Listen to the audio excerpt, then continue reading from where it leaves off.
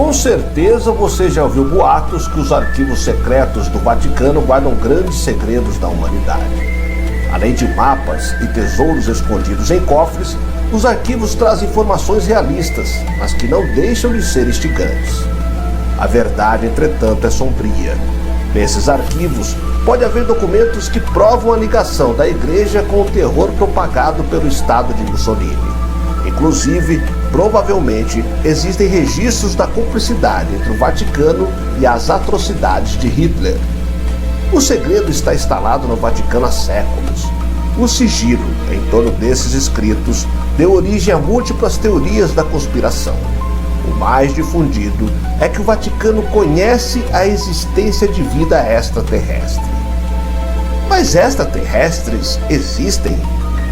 Mais ainda, o Vaticano sabe de sua existência e está se preparando para uma hipotética invasão? A coisa parece própria de ficção científica, mas está muito mais próximo da realidade. O maior repositório de documentos está oculto nos arquivos secretos do Vaticano. Existem 17 milhões de páginas de documentos, correspondentes a um período de 12 séculos, em mais de 85 quilômetros de prateleiras. Ao lado da Biblioteca Apostólica e ao norte da Capela Sistina, os arquivos secretos do Vaticano são, sem dúvida, um dos documentos históricos mais incríveis do mundo hoje. Mas afinal, o que o Vaticano sabe sobre os OVNIs? Eu sou o Sidney Góes e você está no Placebo. Vem comigo, que no caminho eu te explico.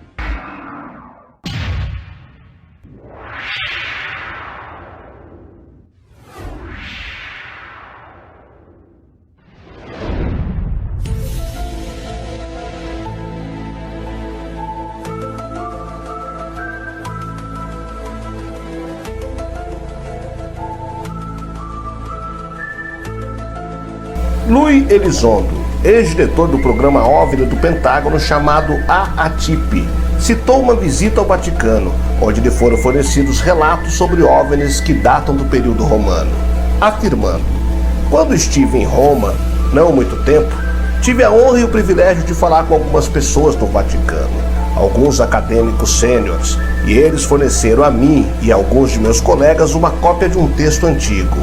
E esta foi uma correspondência entre o soldado romano e seu general. E lá eles descrevem o que eles chamam em latim de clipeus. Um clipeus é a designação do escudo romano. É este escudo redondo em forma de reticular que os romanos carregavam. E eles descrevem esses escudos romanos flamejantes no céu que os seguiram de batalha em batalha." Os arquivos do Vaticano se estendem por 85 quilômetros, com prateleiras cheias de documentos acumulados ao longo de centenas de anos. É muito raro que qualquer membro do público tenha acesso a tais arquivos, muitas vezes caracterizados como sigilosos. Incluídos nos arquivos estão relatos dos milagres de Nossa Senhora de Fátima, onde a Virgem Maria teria visitado 3 pastorinhos portugueses em 1917. A senhora foi descrita pelas crianças como mais brilhante que o sol. Mas estranhamente para alguns, a senhora angelical afirmou que a consagração da Rússia, uma nação cristã ortodoxa, inauguraria um período de paz mundial. A saga de Nossa Senhora de Fátima culminou no maior avistamento de OVNIs conhecido no mundo. A senhora havia prometido um milagre para a última de suas aparições. Ocorreria no dia 13 de outubro na cidade de Fátima.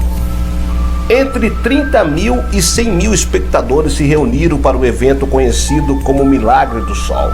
Depois de um forte período de chuva, disse que o Sol apareceu como um disco giratório, lançando luzes multicoloridas pela paisagem. O Sol foi então relatado ter vindo em direção aos espectadores antes de zigue-zaguear de volta à sua posição normal. Para aqueles que estudam OVNIs, tal encontro tem uma estranha semelhança com os casos modernos. A história de Nossa Senhora de Fátima está entre muitos encontros documentados pela Igreja Católica. Diana Walsh Pasulka, em seu livro American Cosmic, descreve relatos em primeira mão com anjos descritos como não parecendo humanoides, mas estranhas coisas giratórias, que usam telepatia para se comunicar. Tais relatos vieram de pesquisas dos arquivos do Vaticano, aos quais Pasulka teve acesso. Existem muitos textos e relatos cristãos mantidos nos arquivos, mas nem todos os relatos e interpretações podem ser incluídos na Bíblia Sagrada. Desde o nascimento da Igreja, ela tem lutado para resolver interpretações conflitantes. A Igreja primitiva foi salva e definida após tais lutas, pelo Concílio de Nicéia, onde os cristãos se reuniam e as disputas eram reconciliadas. Mas ao longo dos séculos ocorreram cismas e o cristianismo se estilhaçou, embora restem perdedores como os gnósticos que acreditavam em um Deus maior além do Antigo Testamento. Diante de um possível contato com extraterrestres, o Vaticano enfrenta desafios teológicos fundamentais que não enfrentava desde os tempos de Galileu e da Igreja primitiva no século III depois de Cristo. Mas, a acreditar em algumas histórias, certos papas não apenas estão cientes de tais questões, mas também se envolveram com ETs. Será que papas anteriores tiveram seus próprios encontros com extraterrestres? Se a especulação for verdadeira, o Papa Pio XII sabia de uma suposta nave extraterrestre recuperada, que pousou em solo italiano em 1933. O boato é que ele informou os americanos da nave, que mais tarde foi transportada de volta para os Estados Unidos após a Segunda Guerra Mundial, onde permanece até hoje. E em 1961, foi alegado que o Papa João XXIII se encontrou com um alienígena no Palácio de Castel Gandolfo, residência de verão dos papas. O encontro foi aparentemente testemunhado por Loris Francesco Capovilla. A história foi noticiada pelo jornal Tessum em 1985, mas passou despercebida. De acordo com a história, Capovilla e o Papa estavam andando dentro do jardim do palácio, quando luzes multicoloridas se tornaram visíveis de cima, como Capovilla descreve. Tínhamos elas sobre nossas cabeças. Luzes eram luzes coloridas, azuis, laranja, ambar. As luzes, como Capovilla alegou, eram naves espaciais. Uma das naves pousou no lado sul do jardim.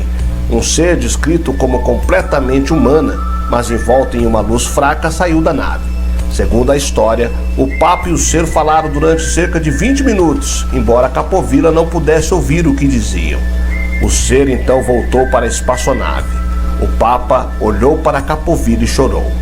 O Papa então teria dito: os filhos de Deus estão em toda parte, mesmo que às vezes tenhamos dificuldades em reconhecer os nossos próprios irmãos. Segundo um estudo de 2011, cerca de 90% dos crentes sentiram que não teriam uma crise de fé se a vida inteligente fosse descoberta em outros planetas. Mas talvez a questão seja mais complexa, especialmente se tal inteligência reside nesse mundo e já existe há algum tempo. Em seu livro Jesus, UFOs, Aliens, o autor Armin Kreiner apresenta algumas das questões com as quais a Igreja Católica pode ter que lidar. Por exemplo, Jesus encarnou entre os extraterrestres também? Os extraterrestres se encaixam no pecado original? Os ETs precisariam de salvação se não houvesse pecado original? Os extraterrestres são religiosos? Mesmo o ex-vaticano José Gabriel Funes, que fez declarações mistas sobre a possibilidade de inteligência não humana, aceita que as consequências para o cristianismo podem ser profundas. Em 2009, o Observatório do Vaticano e a Pontifícia Academia de Ciências realizaram discussões com cientistas para examinar a origem da vida e a possibilidade de vida extraterrestre. As discussões foram concluídas com uma coletiva de imprensa, onde Funes comentou: As questões sobre as origens da vida e se a vida existe em outras partes do universo são muito interessantes e merecem considerações sérias. Essas questões oferecem muitas implicações filosóficas e teológicas. Se a inteligência não humana, talvez nessa Terra, é milhares ou milhões de anos mais avançada, as questões historicamente tratadas pela religião podem ser respondidas definitivamente. Em outras palavras, a Igreja poderia perder a sua autoridade sobre temas como a vida após a morte. As questões filosóficas seriam respondidas e se tornariam fatos científicos.